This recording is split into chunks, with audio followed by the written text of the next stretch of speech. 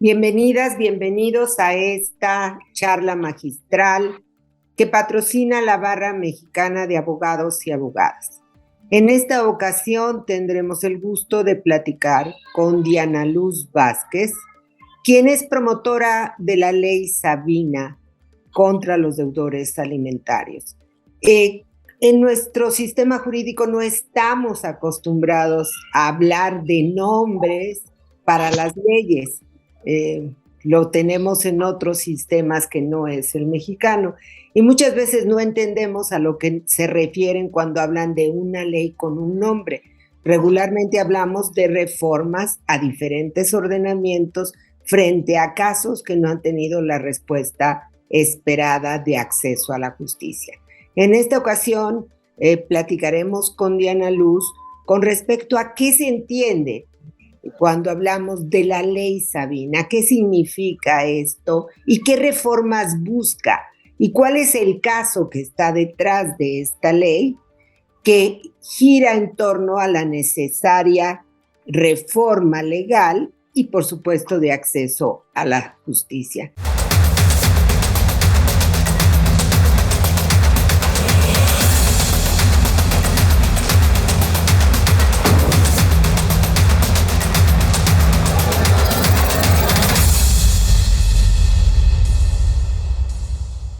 Diana Luz Vázquez Ruiz, comunicóloga con maestría en Gobierno y Políticas Públicas por la Universidad Panamericana, con estudios en el Instituto Villanueva en Madrid, España, y en Washington. Ha sido campeona de diversos certámenes nacionales de oratoria y debate. Se desempeñó como síndica y posteriormente como encargada del despacho municipal en Santa Cruz, Xochocotlán, Oaxaca, en el periodo 2014-2016. Actualmente, promueve la Ley Sabina, que es el nombre de su hija de 5 años, por quien inicia el activismo a favor de las infancias y de las madres, y cuya ley busca un registro nacional de deudores alimentarios y modificaciones a los códigos civiles y penales del país. Diana Luz, bienvenida y pues platícanos qué es la Ley Sabina. ¿Qué tal, querida doctora? Pues muchas gracias a ti, a la Barra Mexicana también por esta invitación. Sabina es el nombre de mi hija, tiene 5 años y es el tiempo en el que llevo luchando jurídicamente, primero por un reconocimiento de paternidad y posteriormente por una pensión alimenticia. Digo, mi historia, junto con la de Sabina, es la historia de miles de mujeres en este país, donde es muy normal, está tan naturalizado que los hombres se desentiendan de sus infancias y que nos digan a las mujeres, pues hazle como quieras, que nos apaguen el teléfono. El caso del papá de Sabina, pues nos apagó el teléfono 3 años, prácticamente pues no lo podíamos ni siquiera encontrar, localizar, porque nosotras estamos en Ciudad de México, él en Oaxaca. Entonces ha sido primero pues un peregrinar en los juzgados. Aquí en Ciudad de México recuerdo muy bien que con este programa de las lunas pues acudimos a buscar la asesoría jurídica gratuita, porque acceder a un abogado para este tipo de situaciones cuesta entre 10,000 pesos o más, y que una mujer de a pie, una mujer que mantiene a sus hijos e hijas, difícilmente va a poder costear, a menos que sea lo que le llaman los abogados y abogadas pro bono, ¿no? Que también eso es bien difícil encontrar para casos familiares. Entonces, pues bueno, acudimos, no soy abogada, entonces esto también pues dificulta a las madres el tener las nociones o no de los procesos jurídicos. Me dijeron que en Ciudad de México no podía iniciar el proceso porque el señor, el deudor, vivía en otro estado. Entonces voy a mi estado y ahí me dicen que no, que tengo que iniciar el proceso en Ciudad de México, que es donde vive la infancia. Entonces, son procesos que hemos ido aprendiendo en el camino. Entonces, la Ley Sabina, insisto que es el nombre de mi hija, quien me inspira en el activismo a llevar a cabo esta lucha, y que ella representa a más de 60 millones de infancias que en México padecen no tener una garantía de los alimentos. Entonces, en ese sentido, pues bueno, viene el nombre de la ley, y en este caminar hemos ido también recogiendo experiencias y aprendizajes de otras madres que nos comparten sus historias en juzgados y que hemos dicho, bueno, hay este vacío legal, hay este otro, vamos a hacer un conjunto de reformas que en base a nuestra experiencia, lo que ya no queremos que vivan otras madres, podemos ir subsanando si se aprueban de manera legislativa. Entonces, así surge el proyecto de ley, que son una serie de 40 reformas entre procedimientos civiles y penales que, si me permites, doctora, pues te iré comentando en el transcurso de este programa. Por supuesto, Diana Luz, creo que el tema que tocas es quizá el tema más fuerte de lo que pudiéramos decir la justicia en el ámbito familiar. Si bien México tiene una legislación civil y familiar, la realidad es que los procedimientos casi todos son civiles y se convierte en un procedimiento largo, costoso, difícil. Y el reconocimiento de paternidad, que no debería de ser un conflicto tan grande, porque la ley supuestamente te lo permite, la realidad es que el litigio se vuelve muy complejo. Y son muchísimo, muy complejo. Y quisiera ahondar. ¿Cómo iniciaste? ¿En qué estado estás? Bueno, el señor, a raíz de los tendederos de deudores alimentarios, cuando la vergüenza alcanza a este tipo de personajes que además tienen alguna aspiración política o en lo social, son personas reconocidas, digamos, les pega mucho. Puede más, decimos en los tendederos, la vergüenza social para estos señores que la propia justicia. Y recuerdo muy bien que en algún momento de intentar un diálogo después de estos 3 años con el señor, me decía, pues mira, Diana, lo más que te puedo dar son 3,000 pesos mensuales y si quieres y si aceptas ahorita. Entonces, pues imagínense quién vive con 3,000 pesos mensuales, ¿no? Que realmente eso es lo que están imponiendo los juzgados como salario mínimo a las mujeres con una infancia. Imagínense quién vive con esta cantidad al mes. Ninguna infancia lo resiste, ninguna madre. Entonces, estamos hablando de un problema que lleva a otras violencias, que lleva a una violencia económica, una violencia emocional, que llegar a un juzgado de antemano sabes que hay otros problemas que les interesan más en los juzgados civiles, como testamentos, como otro tipo de situaciones, y que las pensiones alimenticias no son prioridad en el Estado mexicano. Nos hemos dado cuenta también en base a la experiencia de otras madres, pues que llegar a un juzgado pareciera que te ven con lástima, pareciera que te ven con una revictimización de, ya viene otra señora, ¿no? Pues póngase a trabajar, son también frases que utilizan juzgadores, que las madres nos dicen, bueno, es que yo llegué y a mí el señor juzgador o la señora, porque tampoco tener cuerpo de mujer significa perspectiva de género, les dicen a las madres, pero usted está joven, póngase a trabajar, mire, tenga dignidad. Y eso revictimiza a las madres y hacen que muchas ya ni siquiera sigan el proceso o lo intenten porque te desmoralizan. En mi caso, pues prácticamente encontré muchos obstáculos. De verdad que hubo un momento en el que desistí y dije, para mí es mucho más caro pagar un abogado o abogada, que en ese momento me cobraba primero 10,000 pesos de inicio, luego me pedía otros 10, cambié de abogado 3 veces. Después las pruebas de paternidad, llegando ya a este proceso ya en Ciudad de México, pues que eran 20,000 pesos, que 10,000 pesos tenía que poner el señor y 10,000 la madre, en este caso yo, para poder hacer la prueba de ADN. ¿Qué mujer de a pie, insisto, resiste pagar 10,000 pesos de entrada si quieres un reconocimiento de paternidad? Y esto es todo un problema porque es una falta de voluntad política. ¿Cuánto dinero maneja el Poder Judicial para no tener laboratorios propios de ADN? Nos estamos encontrando con que los servicios forenses, los servicios periciales en las fiscalías son los lugares a donde tenemos que ir las madres a hacernos un ADN.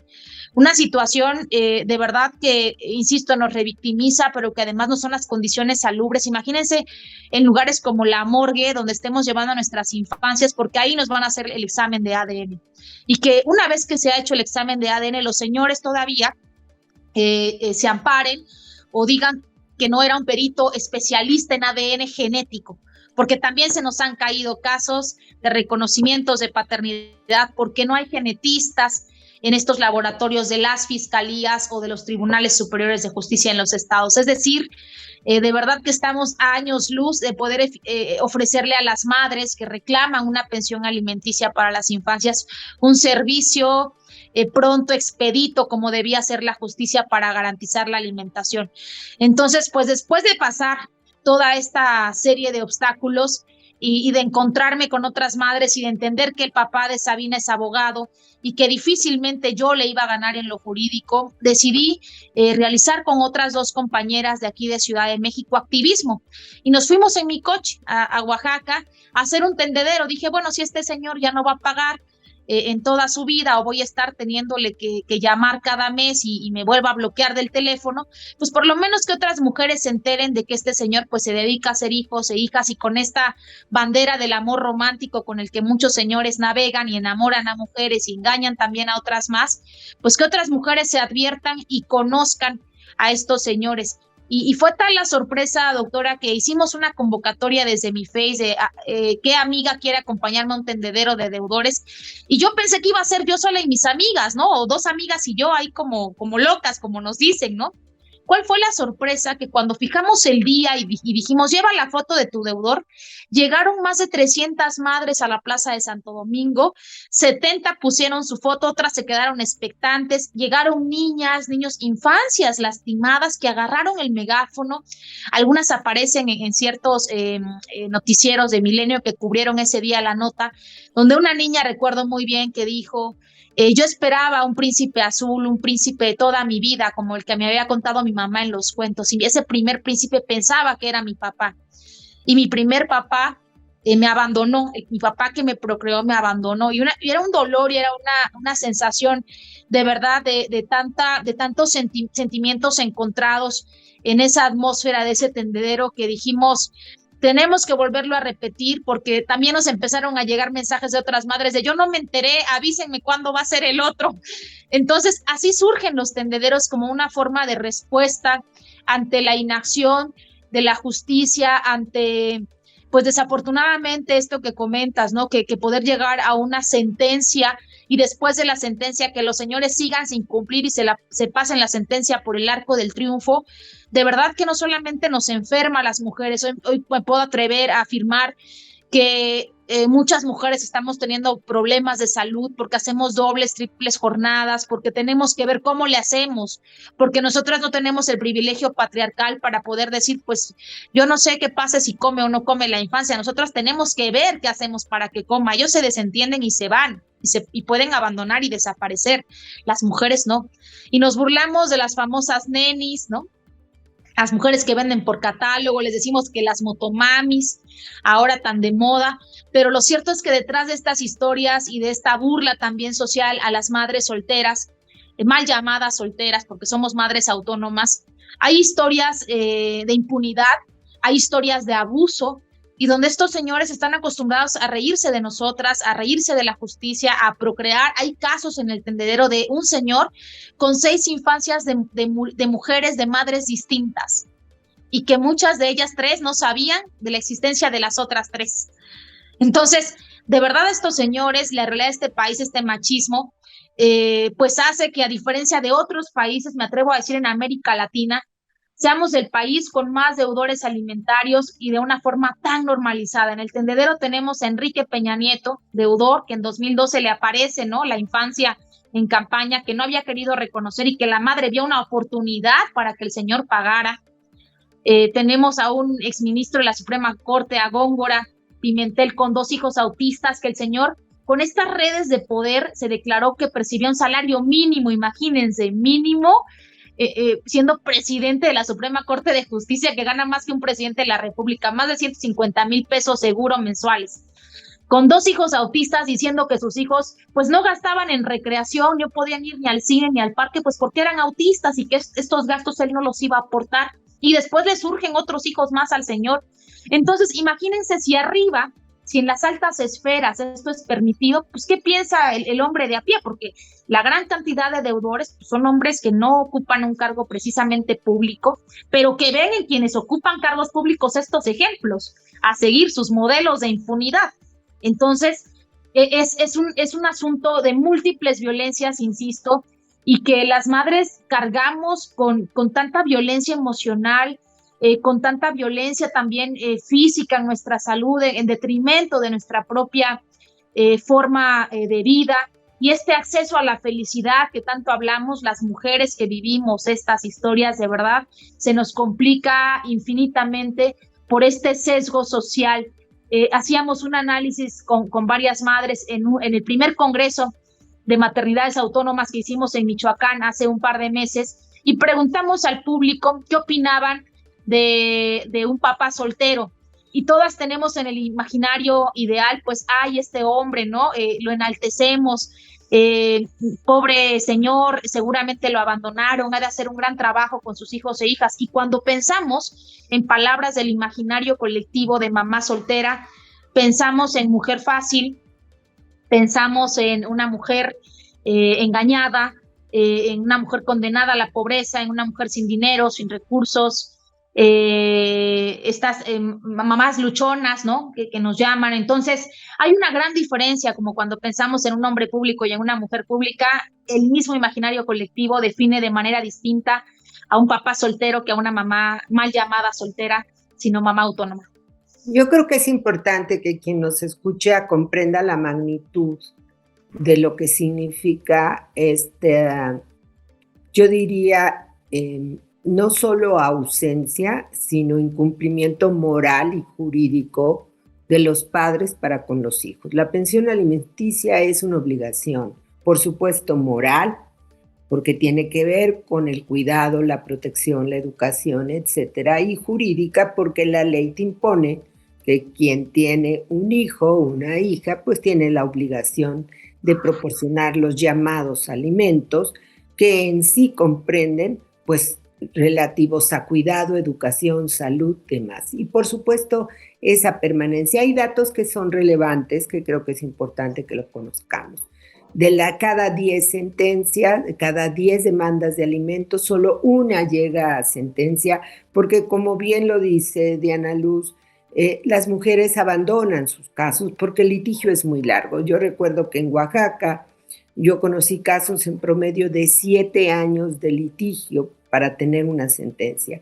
En Puebla rebasan los 7 años de litigio para una sentencia por alimentos. Y recientemente en Yucatán las organizaciones de mujeres llevaron a cabo un estudio en todo el Poder Judicial sobre sentencias de alimentos y casos litigándose de alimentos, y encontraron cosas terribles, casos de 20 años de litigio por alimentos. Bueno, si sumamos esto, pues estamos hablando de un problema serio. Por otro, un problema mayor es el número de madres solas que con su salario sostienen a la familia. Según el INEGI, 36% de los hogares mexicanos son sostenidos solo por una mujer.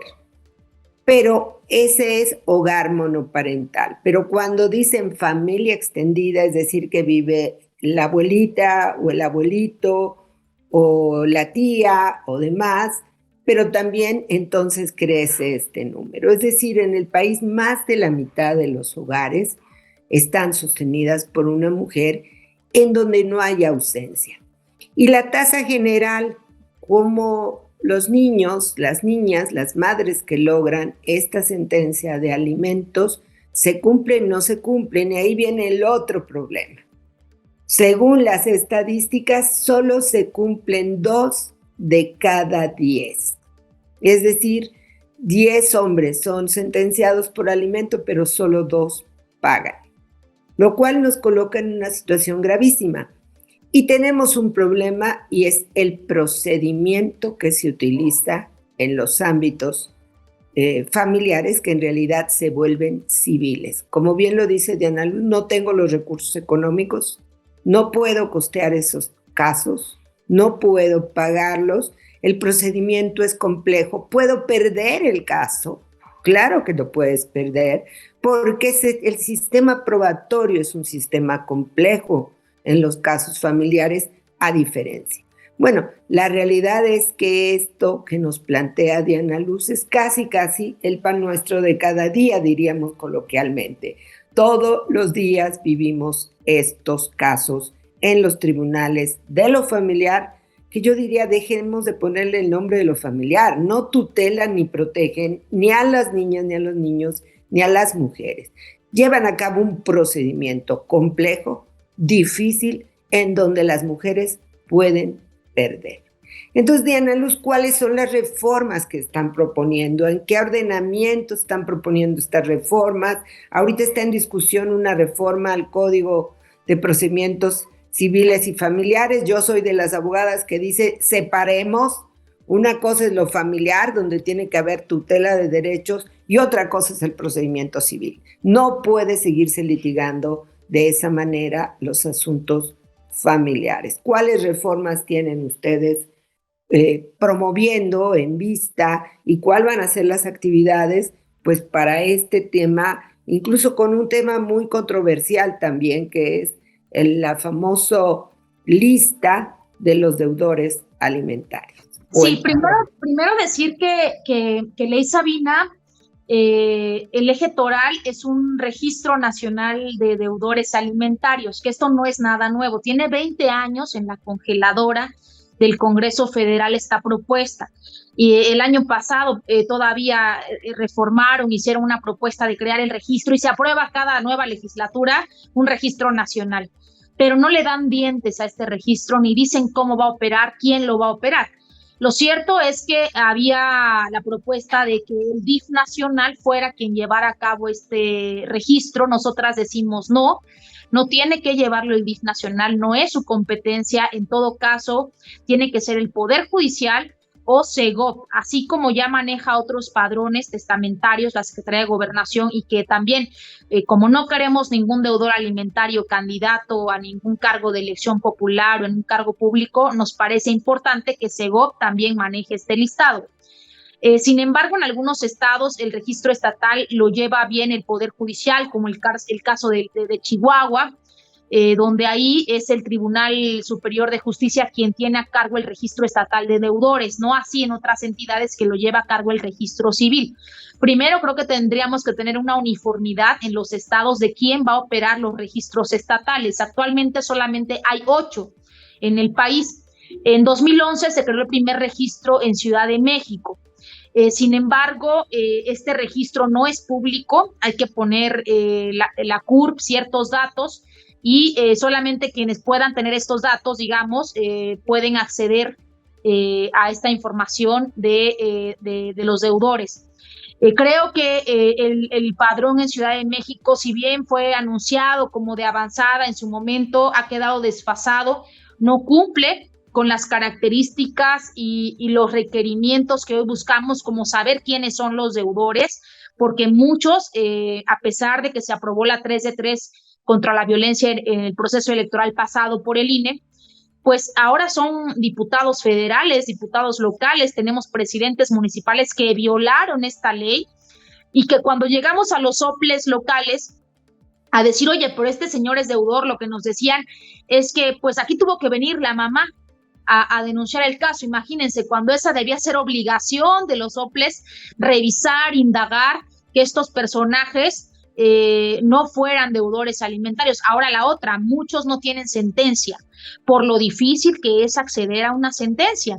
Entonces, si bien es cierto que estamos buscando que exista un registro nacional que lo administre SEGOP, queremos darles dientes también a las entidades para decir quién lo va a operar, cada cuánto se va a actualizar. En Oaxaca, por ejemplo, logramos el año pasado, aunque la reforma estaba ya aprobado el registro estatal desde 2014, es decir, tenía más de 7 años sin funcionar a pesar de su aprobación, le dimos dientes y dijimos desde la legislación, a ver, lo tiene que operar el registro civil, la base de datos se tiene que nutrir por parte del Tribunal Superior de Justicia cada 30 días, pero la madre también puede solicitar la inscripción directo al registro civil con la sentencia y que trae fecha además la sentencia, y un aviso de incumplimiento al juzgado a partir de 30 días, porque normalmente la ley en este país señala que un deudor alimentario es a partir de los 90 días que deja de incumplir, pero hay que dar muestra de ello, hay que comprobarlo, ¿no? En términos jurídicos que esto sucede, y las mamás